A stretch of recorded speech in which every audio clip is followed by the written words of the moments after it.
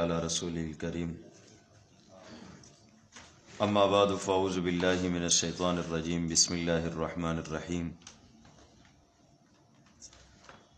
Course کا ابتدائی حصہ تقریباً مکمل ہو چکا ہے، جس میں عقیدہ ختم نبوت کے حوالے سے کچھ بنیادی باتیں وہ ہم ذکر کر چکے تھے۔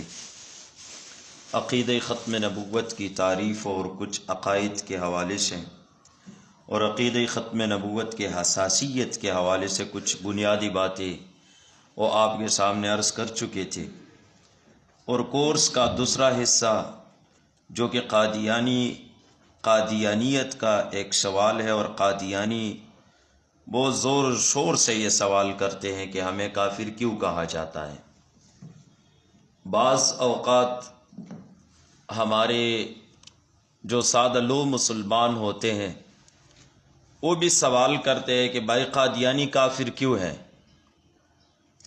اس لیے کہ قادیانی تو نماز بھی پڑھتے ہیں، وہ روزہ بھی رکھتے ہیں، حج پہ بھی جاتے ہیں، ظاہراً وہ کلمہ بھی پڑھ لیتے ہیں، تو پھر ان کے باوجود قادیانی کافر کیوں ہے؟ تو سوال کا جواب تو ہو چکا تھا کہ قادیانی ان سب کے باوجود کافر کیوں ہیں؟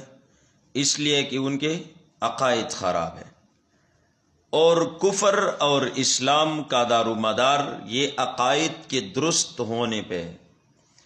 اگر کسی کے عقائد درست ہے تو سمجھ لے کہ وہ مسلمان ہے، اور اگر عقائد درست نہیں، چاہے وہ نمازی پڑھتا ہو، چاہے وہ زکوٰۃ دیتا ہو، حج پہ جاتا ہو، وہ مسلمان نہیں ہے، اس لیے کہ ان کے عقائد خراب ہیں۔ پھر کفر اور اسلام کو سمجھنا یہ ایمان اور کفر کے تعریف کے سمجھنے پر موقوف ہے۔ جب تک ہم ایمان نہیں سمجھتے تو ہم مسلمان کیسے سمجھیں گے اور کیسے ہم پہچانیں گے؟ اور جب تک ہم کفر نہیں سمجھ سکیں گے تو پھر ہم کافر کو بھی نہیں جانتے ہوں گے، اور ان کو سمجھنا بھی مشکل ہے۔ اس وجہ سے میں نے ایمان اور کفر دونوں کی تعریفات عرض کر دی تھی کہ ایمان نام ہے تمام ذریات دین کو ماننا، اور کفر ان ذریات دین میں سے کسی ایک کو نہ ماننا، اس کو کفر کہا جاتا ہے۔ اب جو قادیانی سوال کرتے ہیں کہ ہم کافر کیوں ہیں، ایک جواب تو یہ ہے کہ ان کے عقائد درست نہیں۔ پھر بندہ اگلا سوال کرتا ہے اور وہ کہتا ہے کہ بھائی آپ جو کہتے ہیں کہ قادیانی عقائد درست نہیں ہے، وہ کہاں لکھے ہیں؟ آپ ہمیں دکھا دیں کہ قادیانی جو گستاخیاں کرتے ہیں، اور آپ کہتے ہیں کہ قادیانی گستاخیاں کرتے ہیں اور قادیانی گستاخی رسول ہے، توہین کرتے ہیں، ان کے عقائد درست نہیں، تو ہم کیسے مانیں کہ قادیانی ان کے عقائد درست نہیں؟ تو اس وجہ سے ہم اپنے بزرگوں کی جو کتابیں ہیں ان کے حوالہ جات نہیں، بلکہ ہم قادیانی کتب کے حوالہ جات پیش کرتے ہیں۔ اور یہ قادیانیت کا وہ چہرہ ہے جو نہ تو قادیانیوں کے سامنے ہے اور نہ ہمارے مسلمانوں کے سامنے۔ قادیانی کو جب آپ دعوت اسلام دیں گے، جہاں آپ نے اسلامی عقائد کو سمجھانا ہوتا ہے، تو وہاں قادیانی کو قادیانیت بھی سمجھانا پڑتا ہے کہ بھئی آپ جس کو دین سمجھتے ہیں، آپ جس کو اسلام سمجھتے ہیں، اور آپ اس کو بہت بڑا اعزاز سمجھتے ہیں، وہ اصل میں نہ دین ہے نہ مذہب ہے، بلکہ وہ تو کفریات ہیں، وہ تو سراسر توہین اور گستاخیاں ہیں۔ تو بعض اوقات ہماری جو بڑے اساتذہ ہیں، حضرت شاہ جی دامت برکاتہم العالیہ، وہ فرماتے ہیں کہ ہم نے قادیانیوں کے سامنے صرف ایک حوالہ رکھا، اور وہ جو حوالہ جو میں ابھی پیش کر رہا ہوں، تو میں نے ایک بابا تھا، وہ بوڑھا شخص تھا، قادیانی تھا، میں نے اس کو دکھایا کہ بھئی قادیانی اس طرح گستاخی کرتے، میں نے ایک حوالہ دکھایا، دوسرا کتاب اٹھایا، تو جیسی کتاب میں نے اٹھا لی اس نے میرا ہاتھ پکڑ لیا، کیا کر رہے ہیں؟ میں نے کہا کہ دوسرا حوالہ دکھا رہا ہوں۔ اس نے کہا کہ کیا میری ایمان کے لیے صرف ایک حوالہ کافی نہیں ہے؟ میری ایمان کے لیے صرف ایک ہی حوالہ کافی ہے بس۔ تو پھر اس نے 1 منٹ میں اسلام قبول کر لیا، الحمدللہ۔ ابھی اس سال 2026 یہ جو گزرا ہوا سال ہے، اس میں 25 تقریباً اس میں 106 قادیانیوں نے الحمدللہ اسلام قبول کر چکے، 106 قادیانی اسلام قبول کر چکے، تقریباً 700 سے زائد قادیانیوں کو دعوت اسلام دیا گیا ہے۔ اور پھر یہ جو شعبہ دعوت اسلام ہے، حضرت کو تعارف ہے اس کا، تو شعبہ دعوت اسلام کا مقصد بھی یہ ہے کہ ایک تو یہ ہے کہ ہم یہ کہیں قادیانی کافر، یہ گستاخ زندیق، ایک تو یہ جہت ہے، یہ بھی کرنا ہے، لوگوں سے بائیکاٹ کروانا ہے، اور ایک جہت یہ بھی ہے کہ ہم قادیانیوں کے پاس جائیں اور ان کو اسلام کا دعوت ہے اور ان کو سمجھائے کہ بھئی اسلام ہے کیا اور قادیانیت کیا ہے، یہ ضرورت ہے۔ ایک دفعہ ہمارے بڑے استاد ہے حضرت، ان کے ساتھ تعارف ہے حضرت کا اور حضرت کو خوب سنتے ہیں، حضرت مولانا سید انیس احمد شاہ صاحب جب حضرت بیان کے لیے تشریف لاتے ہیں وہاں لاہور، تو شاہ جی بہت غور سے حضرت کے باتوں کو سنتے ہیں، اور حضرت نے میرے سامنے، شاہ جی نے میرے سامنے حضرت کو بتایا تھا کہ حضرت جب آپ بیان کرتے تو میرا ایمان بہت بڑھ جاتا ہے، تازہ ہوتا ہے۔ تو حضرت شاہ جی نے فرمایا کہ ایک رات میں سو رہا تھا، بس تقریباً میں سونے والا تھا کہ اس دوران میرے پاس قادیانی مبلغ کا فون آیا، کیونکہ شاہ جی کی تو ملاقات ہوتے رہتی تھی ان کے ساتھ۔ تو اس نے کہا کہ شاہ جی کیا کر رہے ہیں؟ میں نے کہا کہ بس سو رہا ہوں، ابھی آرام کرنے کی ترتیب ہے، بس آرام کر رہا ہوں۔ اس نے کہا کہ شاہ جی لوگ قادیانی ہو رہے ہیں اور آپ سو رہے ہیں۔ اس قادیانی مبلغ نے مجھے کہا، شاہ جی فرماتے ہیں، پھر اس قادیانی مبلغ نے مجھے کہا شاہ جی اگر 50 قادیانی اب مسلمان ہو جائے تو کیا آپ 50 قادیانیوں کو اپنے پاس رکھ سکتے ہیں، تربیت کر سکتے ہیں، کفالت کر سکتے ہیں، کوئی کفالت سنٹر ہے؟ تو میں ایک دم اٹھا اور میں نے کہا کہ نہیں یار، ایسی ترتیب تو ہمارے پاس نہیں ہے۔ پھر اس قادیانی نے آگے سے کہا شاہ جی اگر 50,000 مسلمان قادیانی ہو جائے، ان کی تربیت بھی کر سکتے، کفالت بھی کر سکتے، نظام ہے ہمارے پاس۔ تو پھر اسی یعنی قادیانی کے اس تانا دینے پہ الحمدللہ کفالت سنٹر بنا ہے، حضرت باقاعدہ دیکھ چکے ہیں۔ تو کفالت سنٹر کا اصل مقصد بھی یہ ہے کہ جو قادیانی مسلمان ہوتے ہیں الحمدللہ ان کی تربیت بھی کرتے ہیں 4 ماہ، اور ان کی کفالت بھی جماعت کرتی ہے۔ تو یہ اصل میں قادیانی جو کر رہے ہیں نا، جو محنت کر رہے ہیں، یعنی ہم نے تو اپنے بڑوں سے سنا ہے کہ قادیانی اپنی جھوٹی مذہب کے ساتھ سچے ہیں اور ہم اپنے سچے مذہب کے ساتھ جھوٹے ہیں۔ وہ کر رہے ہیں قادیانیت کے لیے، قربانیاں دے رہے ہیں۔ ایسے عورتیں ہیں کہ جنہوں نے اپنے حمل وقف کی ہوئی ہیں قادیانیت کے محنت کے لیے۔ وقف کا معنی یہ کہ جو بچہ یا بچی پیدا ہو جائے وہ پھر قادیانی جماعت کی ہوگی، وہ قادیانی ان کی تربیت بھی کریں گے اور قادیانیت کے لیے اس کو استعمال بھی کریں گے۔ تو بھائی قادیانی ایک منظم سیٹ اپ کے اندر وہ محنت کر رہے ہیں، منظم ترتیب سے محنت کر رہے ہیں، اور وہ دیکھتے ہیں نا کہ جہاں جو ضرورت ہوتی ہے اس ضرورت کو پورا کر کے مسلمانوں کا ایمان سلب کر لیتے ہیں۔ اس وجہ سے فتنہ 2 رخ پہ محنت کرتے ہیں۔ ایک وہ فتنہ سہولت دیتے ہیں اور سہولت دے کر وہ ایمان لیتے ہیں، یعنی سہولت کی بنیاد پر آپ کے لیے کنواں بنایا یا کوئی اور ترتیب، جو چیز ہے وہ آپ کو سہولت دے کر ایمان لیتے ہیں، اور یا وہ اشکال، اعتراض، سوال کر کے وہ آپ کا ایمان سلب کر لیتے ہیں۔ تو اس وجہ سے ہم نے بہت ہوشیار رہنا ہے، یہ بہت بڑا فتنہ ہے۔ شاہ انور شاہ کاشمیری رحمہ اللہ وہ فرماتے ہیں کہ تاریخ اسلام میں سب سے بڑا فتنہ جو ہے یہ فتنہ قادیانیت ہے۔ اور حضرت کا جو کتاب ہے حیات درویش، میں خود اس کا مطالعہ کر چکا ہوں، اس میں حضرت نے لکھا ہے کہ انصر شاہ کاشمیری رحمہ اللہ جو حضرت کے بیٹھے تھے، حضرت فرماتے ہیں کہ میں والد کے ساتھ بیٹھا ہوا تھا اور والد محترم کی سینے سے وہ ہانڈی جیسی آوازیں آ رہی تھی، تو میرا والد صاحب بہت پریشان تھا، تو میں نے والد صاحب سے کہا، عرض کیا کہ حضرت آپ بہت پریشان ہیں، وجہ؟ تو انہوں نے فرمایا کہ آپ کو کیا معلوم فتنہ قادیانیت کتنا خطرناک فتنہ ہے، تاریخ اسلام میں اس سے بڑا فتنہ جو ہے وہ فتنہ قادیانیت کا ہے، جو مسلمانوں کی ایمان کو لوٹتے رہیں گے۔ اور پھر حضرت نے فرمایا کہ 3 ماہ کے وقفے سے باقاعدہ حضور نبی کریم صلی اللہ علیہ وسلم کا زیارت ہوتا رہا، وقفے سے، اور رسول اللہ صلی اللہ علیہ وسلم فرماتے انور شاہ آپ اٹھ جائے فتنہ قادیانیت کے خلاف کام کریں۔ تو بھئی یہ تو بہت بڑا اعزاز ہے، اللہ تعالیٰ کسی کو ختم نبوت کے دفاع اور حفاظت کے لیے قبول فرمائے اور پھر اس کی صلاحیت حضور کے لیے خرچ ہوتے رہے، اور وہ جتنا کام کرے، جو وہ خطابت کرے، بیان کرے، ملتا ہے، تعلقات، سب کچھ حضور کی عزت و ناموس کے لیے، بہت بڑی سعادت ہے، اللہ تعالیٰ نصیب فرمائے۔ تو جو قادیانیوں کا سوال تھا ہم کافر کیوں ہیں، اس کا جواب یہ ہے کہ قادیانیوں کے عقائد خراب ہے، درست نہیں۔ وہ کہاں لکھے ہیں؟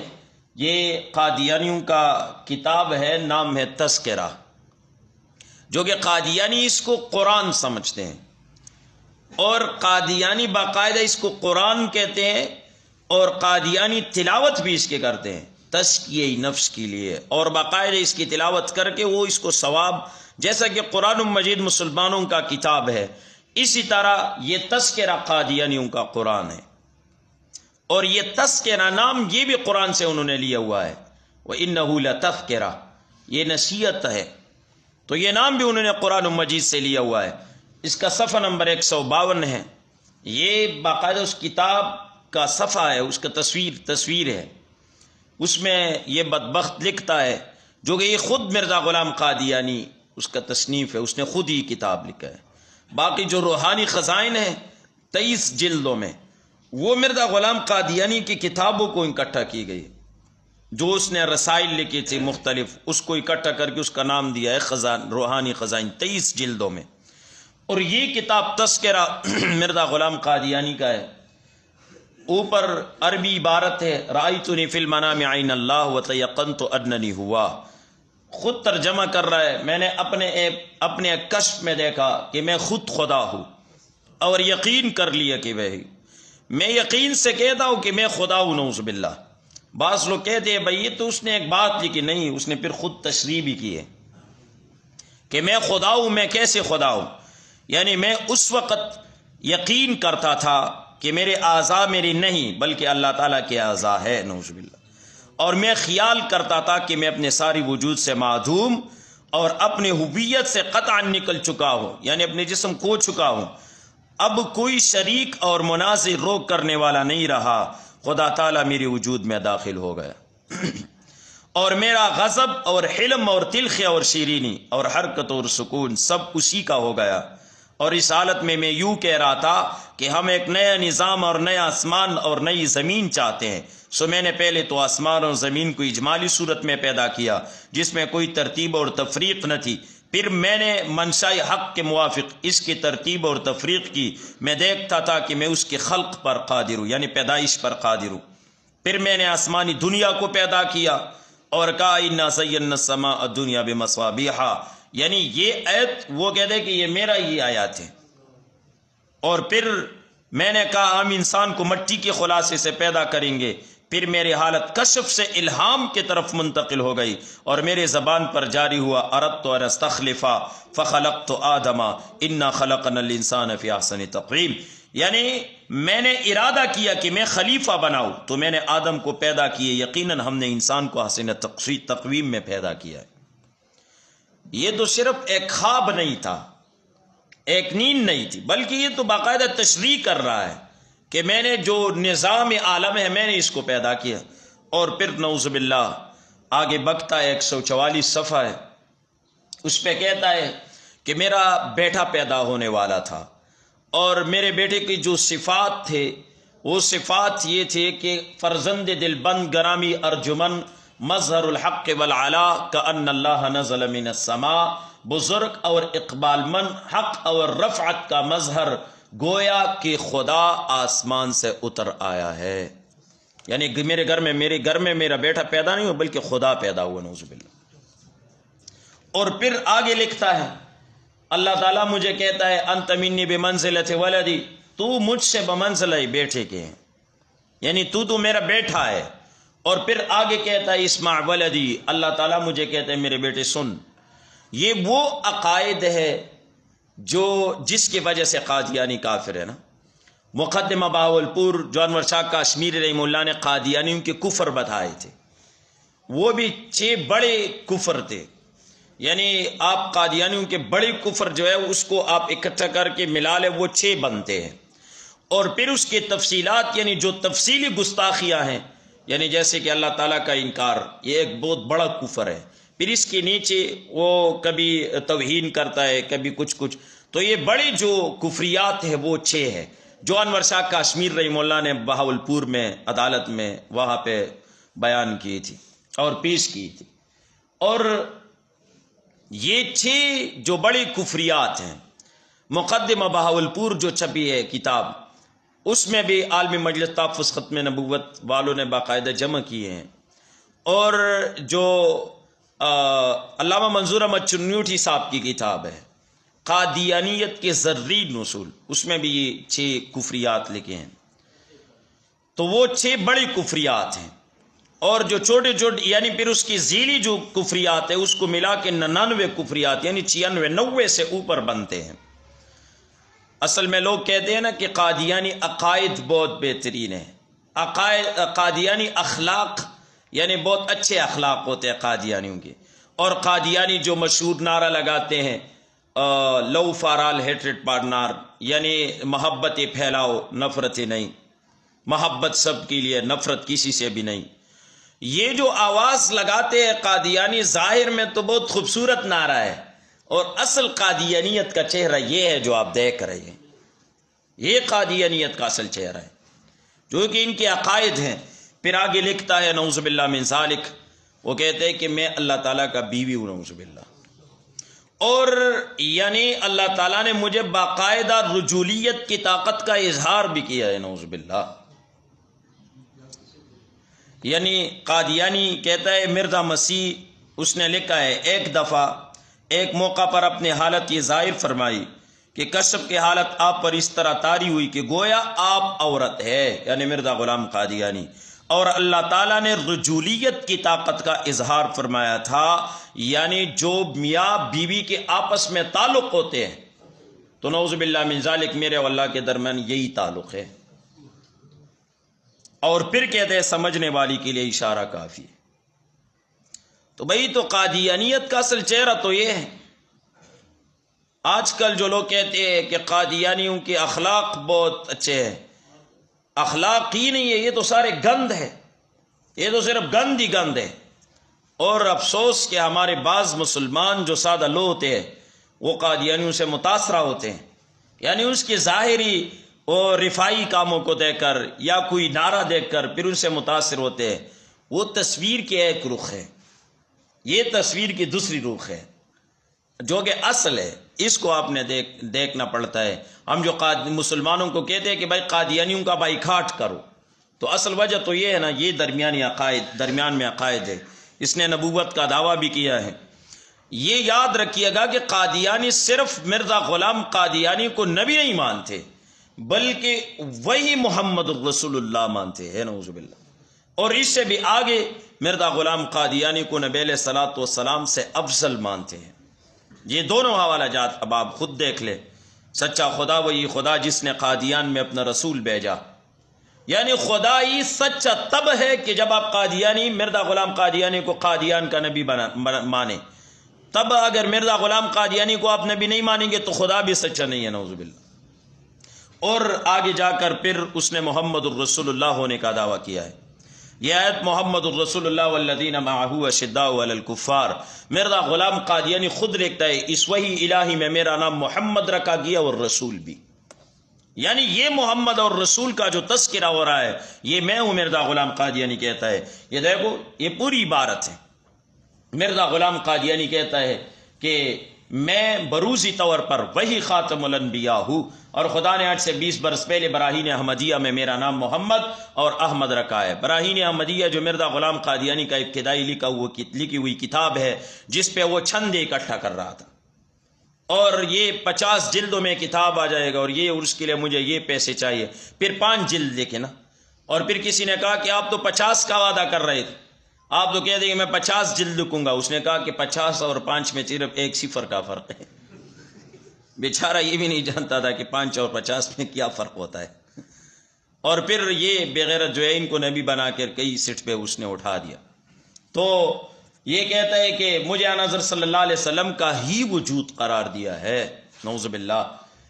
اور چونکہ میں ذلی طور پر محمد صلی اللہ علیہ وسلم، جبکہ میں بروزی طور پر آج صلی اللہ علیہ وسلم ہوں، اور بروزی رنگ میں تمام کمالات محمدی مع نبوت محمدی، یعنی جو نبی علیہ الصلوۃ والسلام کو کمالات دی گئی تھے وہی، اور نبی صلی اللہ علیہ وسلم کو جو نبوت دیا گیا تھا وہ میرے آئینِ ذلیت میں منعکس ہے.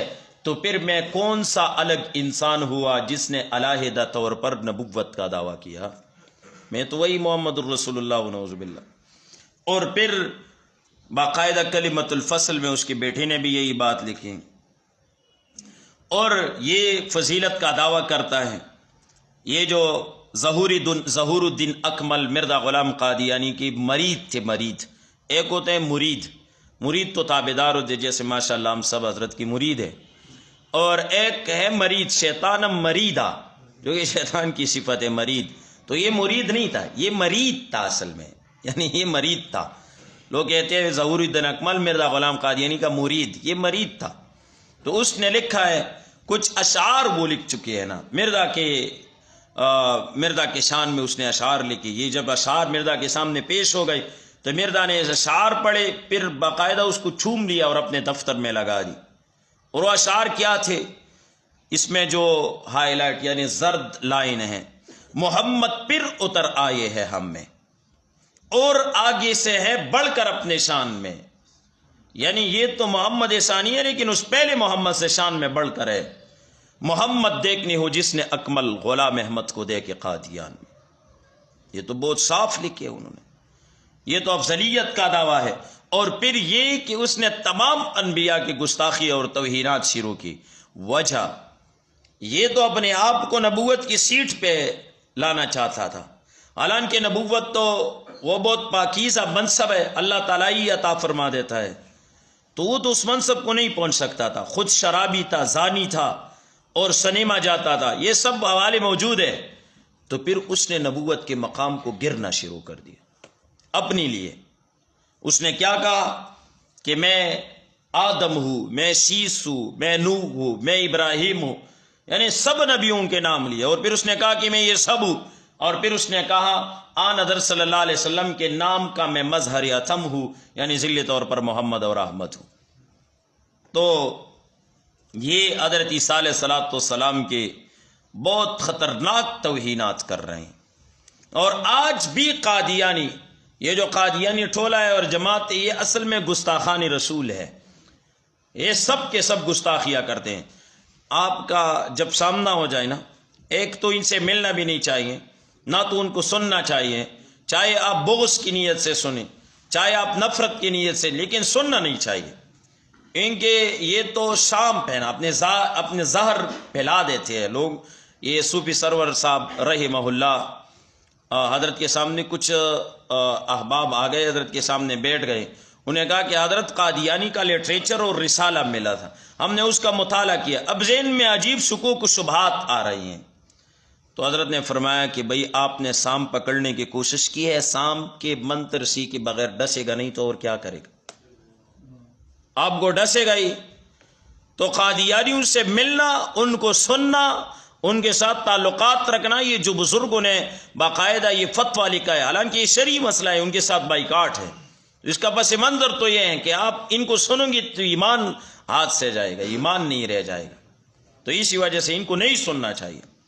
بالکل ہمارے استاد حضرت مفتی محمد حسن صاحب دامت برکاتہم العالیہ بار بار فرماتے ہیں، جس سوشل میڈیا پہ فتنہ ان کو نہ سنا کرے، اس سے یہ بندے کا ایمان لوٹ جاتا ہے. تو لہذا فتنے کو بالکل نہیں سننا چاہیے، نہ نفرت، نہ بغض، نہ حسد، کسی نیت سے بھی نہیں سننا چاہیے. البتہ ان کے جو اسپیشلسٹ ہیں اور جو ماہر ہے، اگر کوئی ہے تو ان کا ملاقات ان سے کروائے، تاکہ وہ ان کو اسلام کا دعوت دے دے اور اسلام میں وہ داخل ہو جائے. آپ دعوت نہیں دے سکتے، اس کے لیے تربیت کرنا پڑتا ہے. تو حضرت عیسیٰ علیہ الصلوۃ والسلام کے گستاخیاں کرتے ہیں، اور کہتا ہے کہ اور آپ کے ہاتھ میں سوا مکر اور فریب کی کچھ اور نہیں تھا۔ معجزہ۔ پھر افسوس کے نالائق عیسائی ایسے شخص کو خدا بنا رہے ہیں۔ آپ کا خاندان بھی نہایت پاک اور مطہر تھا۔ یہ طنزاً اور استہزاءً وہ کہہ رہا ہے، 3 دادیاں اور نانیاں آپ کی زناکار اور کسبی عورت ہی تھی، نعوذ باللہ۔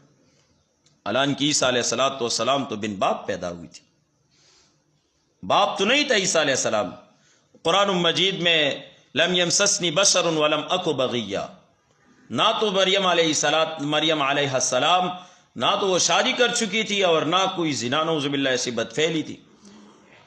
لم اک بغیہ قال ربک هو علی ہین، بغیر زنا اور بغیر نکاح کے آپ کو بیٹا دینا یہ ہماری بس کی بات ہے، ہم دے سکتے ہیں۔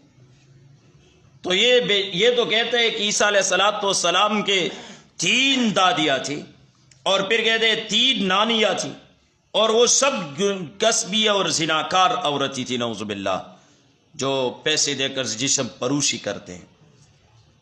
اور پھر کہتے ہیں جن کی خون سے آپ کا وجود ظہور پذیر ہوا، یا نعوذ باللہ من ذالک۔ عیسیٰ علیہ السلام کا یہ نسبی پس منظر ہے، قادیانی کہتے ہیں۔ اور پھر آگے جو اس نے بکواسات لکھے ہیں بہت خطرناک، اور پھر اس نے لکھا ہے یورپ کے لوگوں کو جس قدر شراب نے نقصان پہنچایا، اس کا سبب تو یہ تھا کہ عیسیٰ علیہ السلام شراب پیا کرتے تھے، نعوذ باللہ، شاید کسی بیماری کی وجہ یا پرانی عادت کی وجہ سے۔ تو یہ تو اتنا گستاخ تھا۔ اور لوگ کہتے ہیں بھائی قادیانی کافر کیوں ہے، یہ وجوہات ہے نا، ان وجوہات کی بنا پہ قادیانیوں کو پارلیمنٹ میں کافر قرار دیا گیا تھا۔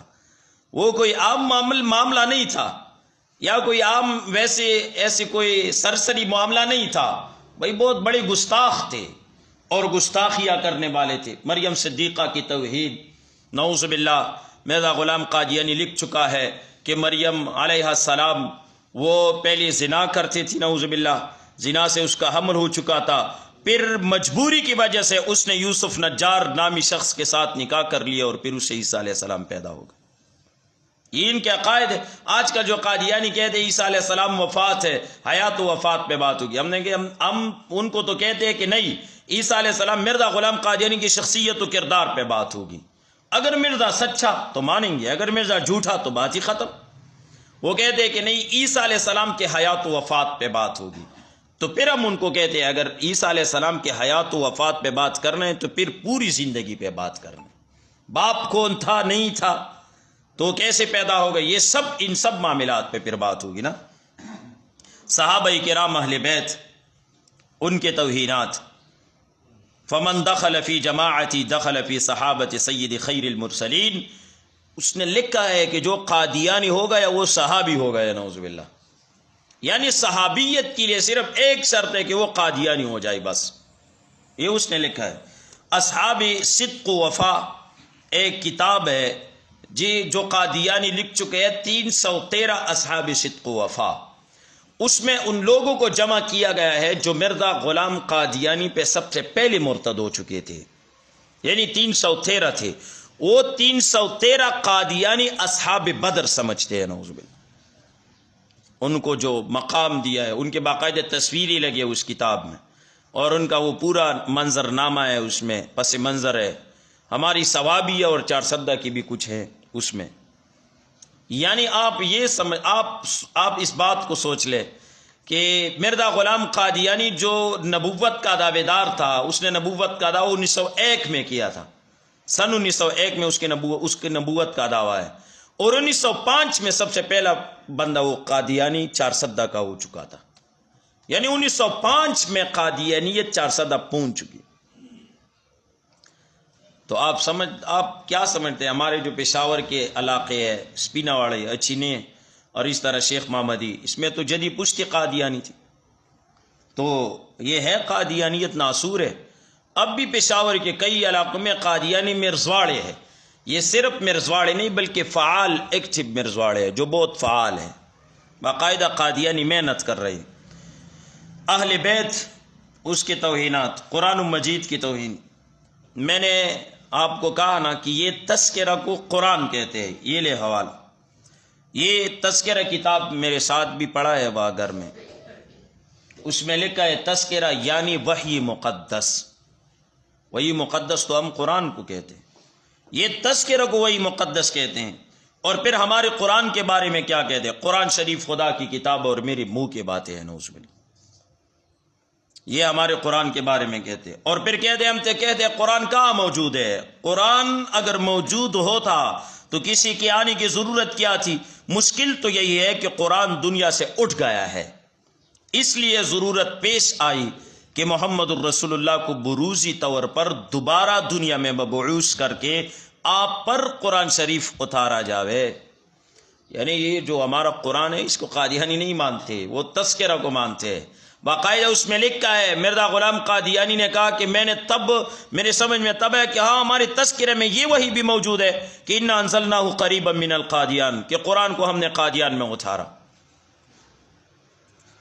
اور احادیث مبارکہ کی توہین، میری اس دعویٰ کی بنیاد حدیث نہیں ہے بلکہ قرآن اور وہ وہی جو میرے پر نازل ہوئی۔ ہاں تائیدی طور پر، یعنی بنیاد نہیں ہے، احادیث میرے دعویٰ کی بنیاد نہیں ہے، البتہ تائیدی طور پر ہم وہ حدیثی بھی پیش کرتے ہیں جو قرآن شریف کے مطابق ہے اور میرے وحی کے معارض یعنی مخالف نہیں ہے، اور دوسرے حدیثوں کو ہم ردی کی طرح پھینک دیتے ہیں، نعوذ باللہ، یعنی جیسے کہ ردی کاغذ ہوتے ہیں اس کو بندہ پھینک دیتے ہیں، تو اس طرح ہم حدیثوں کو ردی کی طرح پھینک دیتے ہیں، یہ اس نے لکھا ہے۔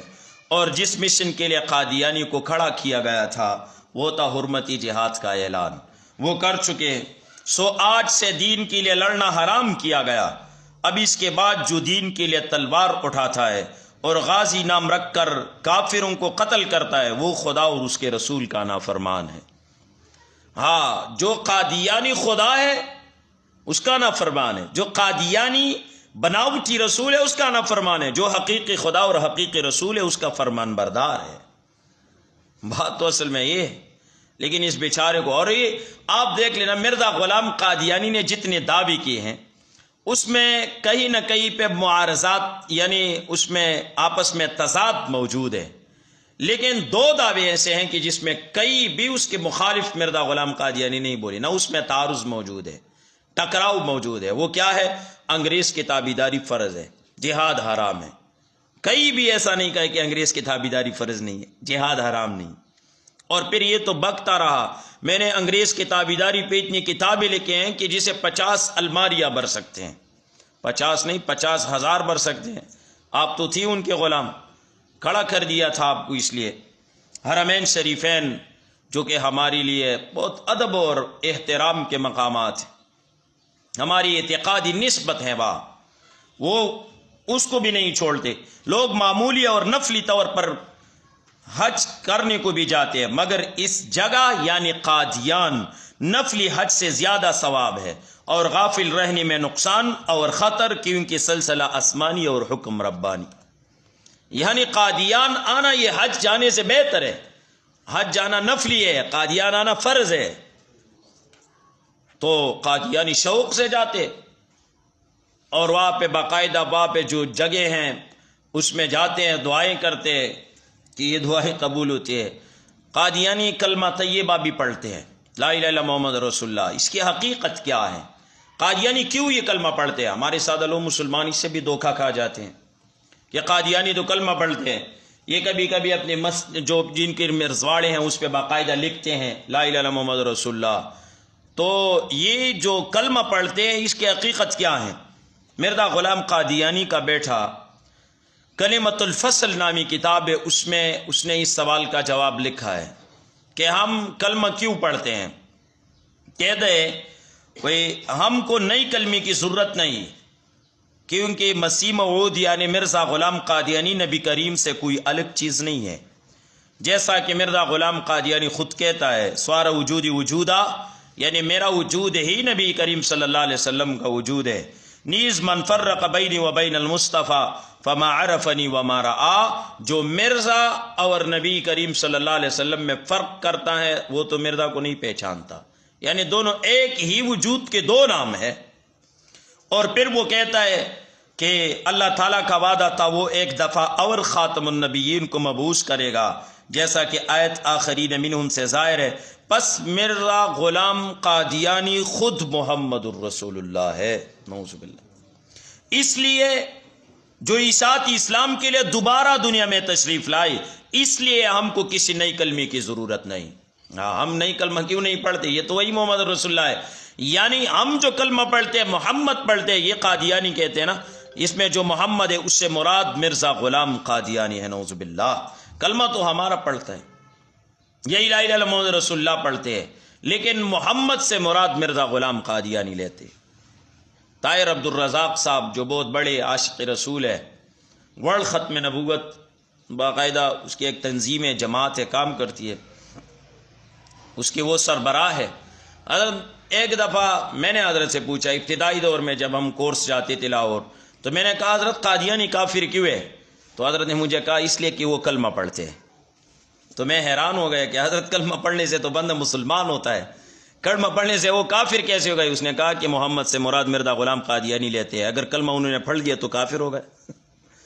تو یہی کلمہ ہمارے مسلمان لوگوں کی ایمان کا سبب بنتا ہے اور قادیانیوں کی کفر کا سبب بنتا ہے۔ تو قادیانی مسلمانوں کو کیا سمجھتے ہیں؟ بعض اوقات ہم لوگوں کہتے ہیں بھائی قادیانیوں کا بائیکاٹ کرو، کیوں؟ اس لیے کہ وہ گستاخ رسول ہے، وہ گستاخ صحابہ ہے، احادیث اور قرآن، یہ ہماری جتنی مقدسات ہے سب کی توہینات کرتے ہیں۔ تو وہ بیچارہ، اس کو باقاعدہ غیرت نہیں آتی۔ ہم اس کو کہہ دیں کہ بھئی آپ کو مرزا غلام قادیانی نے کہا ہے کہ آپ کافر ہے، دائرہ اسلام سے خارج ہے، پکا کافر ہے، اور پھر آپ کو کہا ہے یہ کنجر ہے، اور آپ کی عورتوں کو کنجریا کہتے ہیں، تو پھر وہ غیرت میں آ جاتا ہے، یار ان کے ساتھ تو بائیکاٹ کرنا چاہیے۔ نہیں، ہم نے اپنے ذات سے زیادہ رسول اللہ کی عزت و ناموس پہ غیرت کرنا ہے، ہم نے اسلام پہ غیرت کرنا ہے۔ تو قادیانی مسلمانوں کو کافر دائرہ اسلام سے خارج سمجھتے ہیں۔ یہ دیکھو، ہر ایک شخص موسیٰ کو تو مانتا ہے مگر عیسیٰ کو نہیں مانتا، عیسیٰ کو مانتا ہے مگر محمد کو نہیں مانتا، محمد کو مانتا ہے پر مرزا غلام قادیانی کو نہیں مانتا۔ وہ نہ صرف کافر بلکہ پکا کافر دائرہ اسلام سے خارج ہے۔ یا تو باقاعدہ اس نے مسلمان لکھے، کل مسلمان جو مرزا غلام قادیانی کے بیعت میں شامل نہیں ہوئی، یعنی اس کو نبی نہیں مانا، خواہ انہوں نے مرزا غلام قادیانی کا نام بھی نہیں سنا، انہوں نے نام بھی نہیں سنا، وہ کافر دائرہ اسلام سے خارج ہے۔ جس نے نام بھی نہیں سنا ہے وہ بھی کافر ہے، دائرہ اسلام سے خارج۔ آخری بات اس موضوع کے حوالے سے وہ یہ کہ قادیانی اور عام کافر میں فرق کیا ہے، اس کو سمجھنا ضروری ہے۔ ہم لوگوں کو کہتے ہیں قادیانیوں کے بائیکاٹ کرو، وہ کہتے ہیں چائنا کے ساتھ تو کاروبار ہے، لوگ چائنا کی چیزیں خریدتے ہیں، تو یہ تو ان کے ساتھ بائیکاٹ نہیں ہے۔ تو ہم ان کو کہتے ہیں کہ دیکھو، کافر کی تین قسمیں ہیں۔ ایک عام کافر ہے، عام کافر جو ظاہر و باطن سے خدا اور رسول کا منکر ہو اور اعلان یا کفر کا مرتکب ہو، مثلا یہودی، عیسائی، ہندو وغیرہ۔ دیکھو آپ اس بات کو خوب سمجھ لیں، عیسائی، یہودی، ان کے ساتھ بائیکاٹ تب نہیں ہے جب نارمل حالات ہوں، جنگی حالات نہ ہوں، اور جب جنگی حالات ہو تو پھر عام کافر نہیں رہ جاتا، وہ حربی کافر کہلاتا ہے، پھر ان کے ساتھ بھی بائیکاٹ ہو، جیسا کہ ہم بائیکاٹ کرتے ہیں یہودیوں کا آج کل۔ اسرائیلی برانڈ وہ تو پاکستان میں نہیں ہے، ان کے ساتھ تو ہے ہی نہیں معیشت، یعنی ان کے ساتھ تو تعلقات ہو نہیں سکتی ملکی سطح پر۔ البتہ ہمارے پاکستان میں یہودی پروڈکٹس ہیں، یہودی مصنوعات ہیں، اور ان یہودی مصنوعات میں باقاعدہ وہ اسرائیل کو دیتے ہیں۔ بھائی یہ جو پیپسی، کوکا کولا اور جو میکڈونلڈ اور اس طرح کے وہ کیا ہے KFC، یہاں جو لوگ جاتے ہیں برگر کھاتے ہیں، یہ برگر نہیں ہوتے، اصل میں یہ فلسطینیوں کا خون ہوتا ہے اس میں۔ یہ تو ہم کہتے ہیں بھائی یہ سٹنگ ہے، اس سے آپ اپنے پیاس کو بچاتے ہیں، نہیں، آپ یہ سٹنگ نہیں پیتے بلکہ آپ فلسطینیوں کی خون پیتی ہے، یہ تو ان کا خون ہے۔ ہم جذبہ تو ہمارا ہے کہ ہم فلسطین جائیں، وہاں جہاد کریں، لیکن جہاد کی بھی مختلف صورتیں ہیں نا، بائیکاٹ بھی جہاد کی ایک صورت ہے۔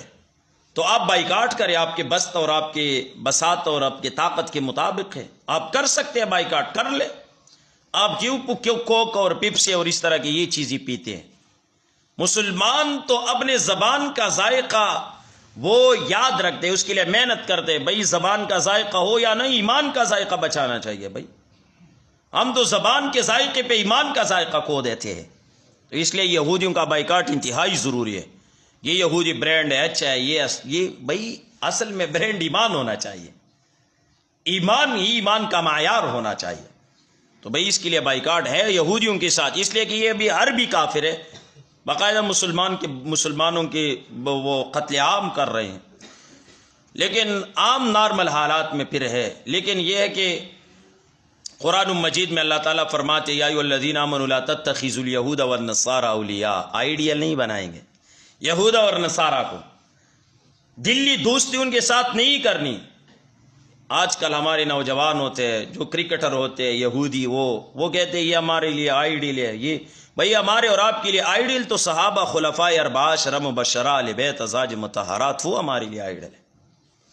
اور مرتد یعنی نعوذ باللہ مسلمان کافر ہو، اللہ تعالیٰ ہماری حفاظت فرمائے، تو پھر اس سے بھی بائیکاٹ ہے، 3 دن کی مہلت ہے، اس سے آپ کیا معاملات کر سکیں گے۔ اور زندیق جو لوگ دعوی اسلام کا کریں لیکن عقائد کفریہ رکھتے ہوں اور قرآن و حدیث کی نصوص میں تحریف کر کے انہیں اپنے عقائد کفریہ پر فٹ کرنے کی کوشش کریں، یعنی ان کے عقائد تو کفریہ ہوں اور وہ آواز لگا رہے ہیں کہ ہم مسلمان ہیں، اس پر اسلام کا لیبل لگاتے ہیں، اس کو زندیق کہتے ہیں۔ یعنی یہ صرف کفر نہیں ہے بھائی، اس میں دھوکہ بھی ہے، دھوکہ بھی دیتے ہیں۔ تو زندیق قادیانی ہے، اس لیے کہ قادیانی ہے کافر، عقائد کفریہ ہے اور اپنے آپ کو بطور مسلمان ظاہر کرتے ہیں، تو اسی وجہ سے قادیانی عام کافر نہیں ہے، قادیانی زندیق کافر ہے۔ قادیانیوں کے ساتھ معاشرتی قطع تعلق، بائیکاٹ ہے۔ وہ بائیکاٹ کہاں سے ثابت ہے، کیوں ضروری ہے؟ قرآن مجید میں اللہ تعالیٰ فرماتے ہیں ان اذا سمعتم آیات اللہ یکفر بها ویستہزأ بها فلا تقعدوا معهم، یعنی جب تم سنو کہ خود اللہ تعالیٰ کی آیتوں کا انکار کیا جا رہا ہے اور ان کا مذاق اڑایا جا رہا ہے تو ان کے ساتھ نشست و برخاست ترک کر دو، تعلقات ختم کر دو۔ آیت اللہ تعالیٰ فرماتے ہو اذا رأیت الذین یخوضون فی آیاتنا فاعرض عنہم، اور جب میں ایسے لوگوں کو دیکھ جو ہمارے آیتوں کے بارے میں بیہودہ بکواس کر رہے ہیں تو ان سے الگ ہو جاؤ، بائیکاٹ کرو۔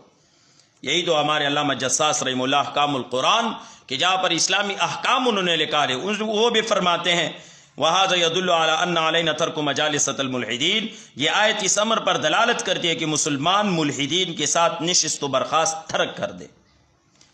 اور حدیث میں بھی رسول اللہ صلی اللہ علیہ وسلم فرماتے ہیں افضل الاعمال الحب فی اللہ والبغض فی اللہ، یہ فتح وجہات ہے۔ مولانا مفتی ولی حسن ٹون کے رحمۃ اللہ علیہ، مفتی اعظم پاکستان سابق گزرے رحمہ اللہ رحمتا واسعہ، تفصیلی فتویٰ ہے، قادیانیوں کے ساتھ بائیکاٹ ہے۔ پھر اس فتوی پہ ہم نے تائیدات لی ہیں، تقریباً 1400 علماء کرام کے تائیدات ہیں۔ پھر اس میں علماء مختلف مکاتب فکر کی رائے لی ہیں، یہ علماء دیوبند کے رائے ہیں۔ علماء دیوبند بھی کہتے ہیں بھائی ولی حسن ٹون کی رحمۃ اللہ علیہ نے جو فتویٰ دیا تھا قادیانیوں کے ساتھ بائیکاٹ ہے وہ بالکل درست ہے۔ علماء دیوبند، تبلیغی جماعت اور اس طرح کے علماء بریلوی، علماء اہل حدیث، یعنی جتنے ہیں وہ سب کہتے ہیں بھائی بائیکاٹ ہے۔ اور یہ قادیانیوں کا جو سب سے بہت بڑا برانڈ ہے یعنی کھپنی ہے ان کا شیزان، مختلف چیزیں بناتے ہیں، صرف ایک جوس یا پیپسی، صرف جوس وغیرہ نہیں بلکہ اس میں مختلف اشیاء ہیں، ٹومیٹو کیچپ ہے، اچار ہے، مربے ہیں، تو ان چیزوں سے بچنا چاہیے جو شیزان کا لیبل لگا ہوا ہے، تو یہ شیزان ان سے بچنا ہے۔ اگر ڈنز میں کسی کا وہ ہے تو ادھر ڈنز میں باقاعدہ جو کینٹین ہے اس میں قادیانی پروڈکٹس ہیں اور اس میں وہ لگا ہوا ہے جو فریزر ہے غالباً اس میں وہ بھی قادی شیزان کا ہے، اور اس میں جو چیزیں رکھے ہیں وہ بھی کیا ہے شیزان کے۔ تو ہم نے بات تو چلائی کہ بھائی اس کا بائیکاٹ کرو، وہ لوگ کہتے ہیں یہ بائیکاٹ نہیں کرتے، اگر کسی کا تعلق ہے تو ان سے کہہ دے کہ بائیکاٹ کرو۔ ڈنز صدر ایف سی وہ کیا ہے چوک، اس کے نزدیک جو ڈنز پلازا ہے،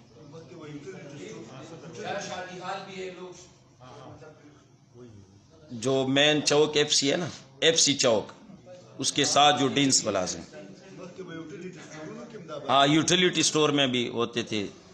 تو یہ شیزان اب بھی ہے، لیکن اب پران کے نام سے جو ہے پران PRAN پران، یہ پران ابھی حرمین شریفین اللہ تعالیٰ حفاظت فرمائے وہاں پہ پران بہت زیادہ ہے۔ حج کے موقع پہ ہم حاجی کیمپ جاتے، حاجیوں کو کھاٹ دیتے ہیں کہ جس میں پران کمپنی لکھے۔ وہ ایک دفعہ ہم بھی مدینہ منورہ میں تھی، میرے ایک استاد تھا تو اس نے مجھے تصویر بھیجی، اس نے کہا کہ مولانا صاحب یہاں بھی کچھ کرے نا، تو بہت مشکلات ہوتے ہیں، آپ جاتے رہتے ہیں۔ تو ہم نے کہا کہ نہیں ہم اس کے خلاف کر رہے ہیں، کچھ چیزیں ہیں ہمارے ساتھ وہ جو ہم چپکی سے لوگوں کو دیتے ہیں۔ اس نے کہا کہ ہمیں بھی پتہ نہیں ہوتا، میں نے اٹھایا بچے کو دے دیا بسکٹ، تو اس پہ فرحان لکھا ہوا تھا۔ تو یہ ہے حرمین شریفین کے نزدیک وہاں استعمال ہوتے ہیں، تو آپ خود بھی بچے رہے، لوگوں کو بھی آپ دعوت دے دیں کہ ان سے بائیکاٹ کرے، وہ افران کی چیزیں نہ کھائیں۔ یہ قادیانیوں کے ذائقہ گیان کوکنگ آئل، یہ بھی قادیانیوں کا ہے۔ راجہ سوپ ہے، ٹربو پلاسٹک جو کمپنی ہے وہ قادیانیوں کا ہے، اور یونیورسل ٹائپ بیٹا پائپس جو سینیٹری کے پائپ ہوتے ہیں وہ بھی قادیانیوں کا ہے۔ بیٹا، اس میں جو بیٹا کمپنی ہے، باقی تو نہیں۔ البتہ کہ سب ہمارے پاس پروف ہے، یعنی اس کے باقاعدہ ثبوت ہے کہ یہ قادیانی کمپنی ہے۔ البتہ لوگ بہت زیادہ بتاتے ہیں، یہ وہ ہیں جس کے ہمارے ساتھ پروف ہے، موجود ہے۔ تو اس میں بہت احتیاط کرنی پڑتی ہے، اس لیے کہ جب آپ کسی کو کہتے ہیں کہ یہ قادیانی کمپنی ہے تو بہت بڑی ذمہ داری والی بات ہے، اس میں بہت احتیاط کرنی چاہیے۔ البتہ یہ مختصر کورس تھا کہ جس میں ہم نے عقیدہ ختم نبوت کے حوالے سے کچھ باتیں آپ کے سامنے عرض کی۔ عقیدہ ختم نبوت وہ جو بنیادی معلومات تھی آپ کے سامنے وہ عرض کر چکا ہوں۔ فتنہ قادیانیت کے حوالے سے کچھ بنیادی باتیں، اصل میں مقصد یہ ہے کہ ہم ان باتوں کو پھیلائیں، ہم قادیانی کفر کو بتائیں لوگوں کو کہ قادیانی کافر کیوں ہے، قادیانی کیسے کافر ہے۔ وہ عام کافر نہیں ہے، زندیق کافر ہے۔ تو ہر طبقے تک یہ پیغام پہنچانا انتہائی ضروری ہے۔ ایک تو یہ ہے کہ یہ بحیثیت امتی ہمارے اور آپ سب کی ذمہ داری بھی ہے، ہم رسول اللہ صلی اللہ علیہ وسلم کے وفادار امت ہی بنے، تو اس کے لیے ضروری ہے کہ ہم آواز اٹھائے ختم نبوت کے لیے۔ حضرت تو خود تحاریک میں رہے ہیں اور الحمدللہ ہم حضرت کی زبان سے بار بار سنتے ہیں، وہ جتنے محنت تھے ہمارے اکابرین کر چکے ہیں۔ تو آج کل ہماری محنت یہ ہے کہ ہم ان باتوں کو پھیلائیں، لوگوں کو سمجھائیں بھائی قادیانیت کیا ہے، ختم نبوت کیا ہے، کچھ بنیادی باتیں لوگوں کو بتائے۔ ویسے تقاریر تو بہت ہوتے ہیں، خطابت وہ بھی بہت ہوتے ہیں، لیکن یہ ہے کہ کچھ بنیادی باتیں وہ عوام کے سامنے آ جائے جس کی جو عوام کے لیے فائدہ مند اور مفید۔ صرف 2-3 باتیں عرض کرنا چاہتا ہوں، تقریباً 10 منٹ ہیں۔ عظمت رسول و قانون ناموس رسالت۔ آج کل آپ دیکھ رہے ہیں سوشل میڈیا پہ بہت زیادہ گستاخیاں ہو رہے ہیں نبی کریم صلی اللہ علیہ وسلم اور ہمارے دینی مقدسات کے۔ یہ 15 مارچ یوم تحفظ ناموس رسالت کو حکومت وزارت مذہبی امور کی طرف سے بطور تحفظ ناموس رسالت منانے کا اعلان کیا گیا تھا کہ آپ 15 مارچ کو بطور تحفظ ناموس رسالت منائیں۔ تو اس پہ ہمارے چند مطالبات بنتے ہیں۔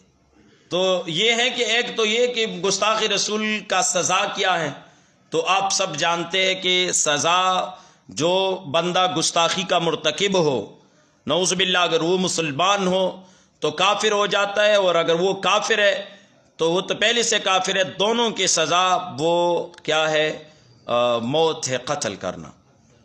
لیکن یہ ہے کہ گستاخ رسول کا جو سزا ہے قتل، وہ کسی عوام کی ذمہ داری نہیں ہے، وہ حکومتی اداروں کی ذمہ داری ہے۔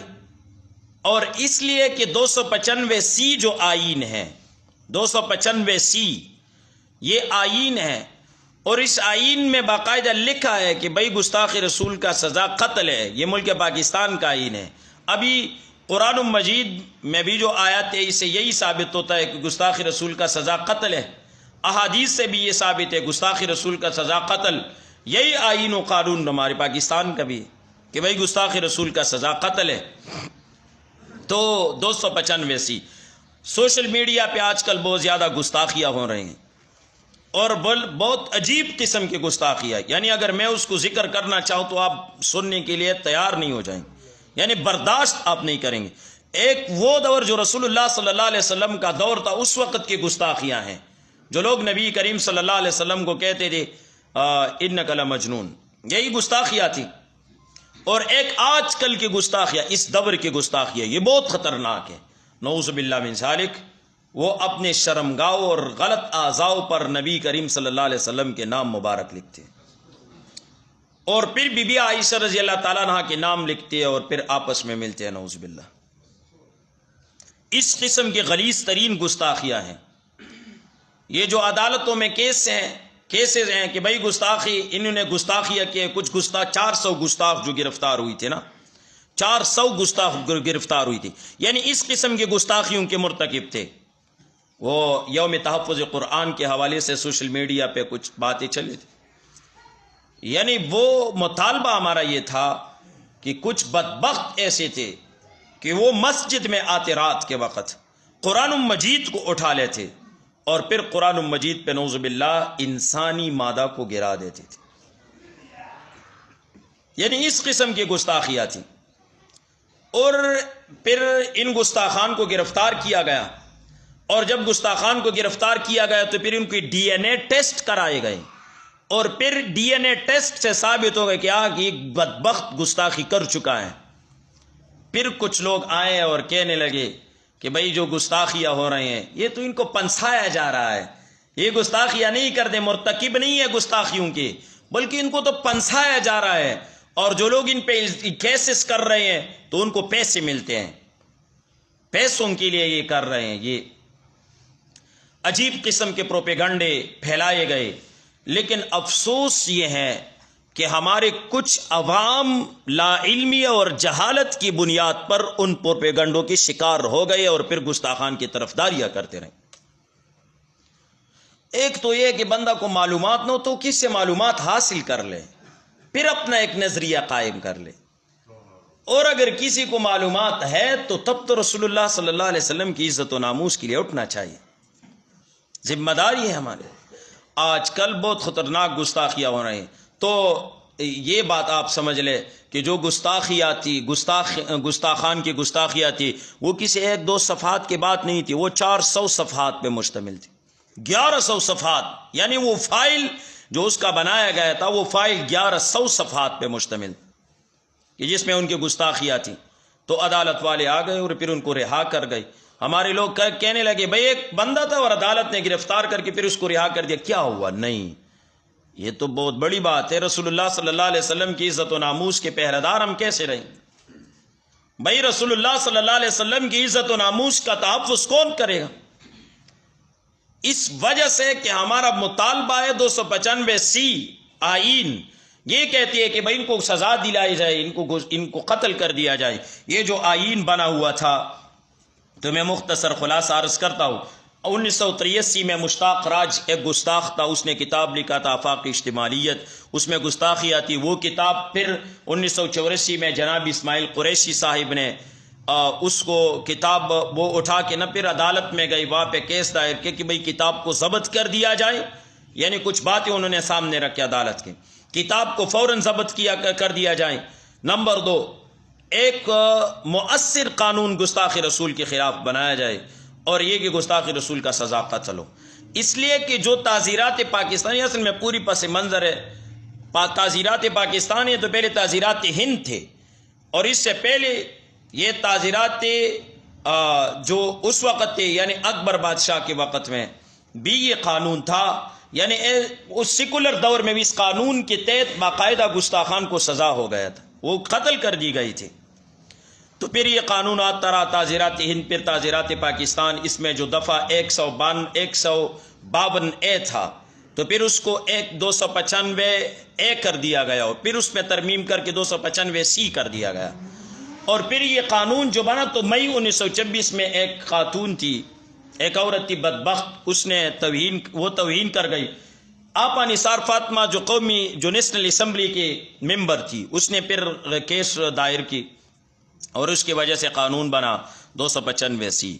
قانون جو تھا وہ بنا یہ والا قانون، یعنی جو کوئی الفاظ کی ذریعے خاص زبانی و تحریر و مری نقوش کے ذریعے یا کس تہمت کنایہ پردہ تعریض کے ذریعے بلا واسطہ بالواسطہ رسول پاک حضرت محمد صلی اللہ علیہ وسلم کے نام کے پاک نام کی توہین کرے گا تو اسے موت یا عمر قید سزا دی جائے گی، یا عمر قید سزا یہ قرآن و حدیث کے خلاف تھی۔ پھر اس کے بعد ہمارے ملک پاکستان کا قانون اپریل 1991 میں بنا، گستاخ رسول کا سزا قتل ہے۔ پھر اس قانون پہ کچھ اعتراضات ہیں، پھر اس کے جوابات ہے، لیکن یہ ہے کہ ہمارا ابھی چند مطالبات ہیں نا۔ وہی ایک اعتراض تو ہے قانون قرآن حدیث سے ثابت نہیں ہے، البتہ ثابت ہے، آیات حدیث ہے۔ دوسرا اعتراض رسول اللہ رحمۃ اللہ عالمین ہے، دشمن کو معاف کرتے ہیں، آپ قتل کرتے ہیں، رحمت کے منافی ہے۔ یہ منافی نہیں ہے، رحمت کا معنی صرف معافی کس نے کیا ہے؟ رحمت کا معنی تو یہ ہے کہ رسول اللہ مظلوم ظالم کے خلاف مظلوم کے لیے رحمت ہے، اور اس طرح قاتل کے خلاف مقتول کے لیے رحمت ہے، تو یہ رحمت کا معنی ہے۔ تو پھر قصاص تو یہ بھی رحمت کا منافی ہے۔ چور کا ہاتھ کٹنا یہ بھی کیا ہے؟ رحمت کے معنی نہیں۔ یہ رحمت کا یہ معنی نہیں کہ صرف معاف کرو، بھائی قاتل کے خلاف مقتول کے لیے رحمت ہے، اور اس طرح ظالم کے خلاف مظلوم کے لیے رحمت ہے، اور چور کا ہاتھ کاٹنا یہ بھی رسول اللہ کی رحمت ہے۔ تو رحمت کا معنی تو یہ ہے۔ البتہ یہ کچھ ویسی بے بنیاد سوالات ان پہ کی جاتے ہیں، ان کے مستقل مدلل جوابات ہیں۔ تو آج کی اس نشست میں ہم چند مطالبات کرتے ہیں۔ سب سے پہلا مطالبہ تو یہ ہے کہ قانون ناموس رسالت صلی اللہ علیہ وسلم جو 295 ہے، اس کو باقاعدہ ایک مقام دیا جائے، اور اس کو مضبوط اور منظم کر کے گستاخان کو قتل کر دیا جائے۔ حکومت وقت یہ کر لے، ہمارا مطالبہ ہے۔ اور جو اس قانون کے خلاف سازشیں ہیں، یا قانون غیر مؤثر ہو یا قانون ختم ہو، جو یہ سازشیں کر رہے ہیں ان کو لگام دیا جائے اور قانون کا تحفظ کر دیا جائے۔ نمبر 2، جو گستاخ گرفتار ہو چکے ان کو مزید نہ رکھے بلکہ ان کو سزا دیا جائے اور قتل کر دیا جائے جلد از جلد، بس یہ ہمارا مطالبہ ہے۔ نمبر 3، ہر قوم جو یہودی ہیں، عیسائی ہیں، وہ اب ملک کی سطح پر نہیں عالمی سطح پر اپنے حقوق کے لیے آواز بلند کرتے ہیں کہ بھئی یہودیت ہو اور اس طرح نصرانیت ہو، ہماری حقوق کی تحفظ ہو۔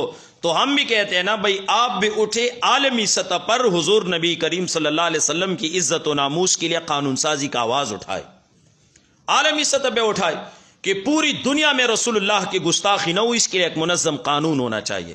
کیا یہ آواز نہیں اٹھا سکتے؟ اٹھا سکتے، حکومتیں اٹھا سکتے یہ آواز۔ تو اسی وجہ سے ہماری یہ چند مطالبات ہیں، اور قانون ناموس رسالت کے لیے، عقید ختم نبوت کے لیے، فتنہ قادیانیت کی تردید کے لیے ہر ممکنہ صحیح اور کوشش کرنا ہماری ذمہ داری ہے، کرتے رہیں گے انشاءاللہ العزیز۔ اللہ تعالی حضرت کی علم، عمر، حلم ہر ایک چیز میں برکت عطا فرمائے۔ بسم اللہ الرحمن الرحیم۔ سب سے پہلی بات تو یہ ہے کہ مولانا صاحب اللہ تعالیٰ آپ کی عمر میں برکت ڈال دیں۔ یہ ڈیبیٹ 23 دن کا نہیں ہونا چاہیے تھا، یہ تو 23 منٹ میں سمجھ میں آ گیا۔ یہ 23 دن کیوں چلا؟ ویسے میں کہہ رہا ہوں۔ جی۔ دوسری بات یہ ہے کہ پاکستان کے اندر داڑھی رکھی ہوئی ہے، پگڑی باندھی ہوئی ہے۔ میں سیاستدانوں کے نام نہیں لیتا، لیکن ان کی زبان سے میں نے خود سنا ہے کہ بھئی یہ کس نے یہ کیا ہے کہ ان کو کافر جو ہے نا قرار دیا گیا ہے۔ اس آدمی پر اس کی بیوی طلاق، وہ دوبارہ نکاح باندھے اپنی بیوی کے ساتھ، جو ایسے لوگوں کو ووٹ دیتے ہیں اور ایسے خنزیروں کو ہم نے قومی اور صوبائی اسمبلی میں دے کیا۔ بھائی غیرت کا تقاضا یہ نہیں ہے کہ زندہ باد مردہ باد۔ جس وقت آپ ووٹ دے رہے تھے ان لوگوں کو، ان کی زبان سے وہ ویڈیو ابھی میرے پاس نہیں ہے، انہوں نے کہا رانا ثناء اللہ سے میں ملا، میں نے منہ دوسری طرف موڑ دیا۔ میں سیاستدانوں سے ملتا رہتا ہوں، اس کی زبان سے بھی میں نے یہ بات سنی ہے، عمران خان کی زبان سے بھی میں نے یہ بات سنی ہے۔ ایسے لوگوں کو دیکھو، سٹارٹ سے لے لو، اس وقت یہ ٹیسٹ ہے آپ کی ایمان کا، جب آپ اس وقت ووٹ ڈالتے ہیں، جب آپ ووٹ ڈالتے ہیں اس وقت آپ سوچو کہ بھئی اس کی سائیکالوجی کیا ہے، اس کا سافٹ ویئر کیا ہے۔ جو آدمی ہمارا لیڈر بن کے اوپر آ رہا ہے، میں کسی سیاسی اس کی تناظر سے نہیں کہہ رہا ہوں، میں اس تناظر سے دیکھ رہا ہوں جو مولانا صاحب نے بیان کیا۔ ہاں حکومت وقت دیکھو، حکومت کچھ بھی نہیں ہے، عوام جب اڑ جاتی ہے۔ یہ جو جنرل ایوب خان کو جب اتارا گیا تو کسی نے پوچھا ایوب خان کس نے آپ کو اتارا؟ تو اس نے کہا تو تکر کی دا سٹوڈنٹان دا کالج یونیورسٹی تو تکر کی نو زچ دا سٹوڈنٹ پر بنگلہ دیش کے رو تو بنگلہ دیشی پر سٹوارو۔ تو میرا مطالبہ یہ ہے کہ اس میں سیاسی لوگ، عام لوگ، حماس، ہر قسم کے لوگ، جب آپ لوگ ووٹ ڈالتے ہیں کم از کم اس وقت یہ دیکھیں کہ اس آدمی کی نظریات کیا ہے۔ تو اللہ تعالیٰ آپ کو جزائے خیر دے۔ ایک چیز اور میری سجیشن یہ ہے، پاکستان آرمی کے اندر جب سلیکشن ہوتی ہے تو اس سلیکشن کے اندر میں نے دیکھا گیا ہے کہ بہت ٹیلنٹڈ لوگ، ان کو تھوڑا سا داڑھی یہ وہ اس کو سلیکٹ سائٹ پہ کیا جاتا ہے۔ یہ میں تقریباً 1999 سے اس چیز کو دیکھ رہا ہوں، میں نے خود ICSB کا ایگزام دیا تھا۔ اسی طرح ہماری جتنی بھی پولیٹیشین ہے، ہماری جتنی بھی جو کورس یہ کرایا جاتا ہے، میرے خیال میں ان لوگوں کے لیے بھی اعلیٰ سطح پہ ایک کمیٹی بنائی جائے اور ان کو بھی ان کو پتہ نہیں ہے، یعنی کافی چیزیں ٹھیک ہے مجھے تو پتہ تھا لیکن اس کی تفصیلیں ہمارے پاس کوئی معلومات نہیں تھی جو ابھی آ گئی۔ تو میرے خیال میں اس پہ بھی ایک ایسا وہ ہونا چاہیے جس پہ ان لوگوں کو شامل کیا جائے. انشاءاللہ ایمان کی رمق ہو, ایمان کی شنگاری ہو تو پھر انشاءاللہ کچھ نہیں. ان کو تو رہنے کا وہ اس وقت پاکستان کے اندر جو اسٹیٹ ریاست اس طرح اسرائیل نے بنایا ہے, وہ یقین کیجیے آپ کا یہ پاکستان بھی اسی طرح کر دیں.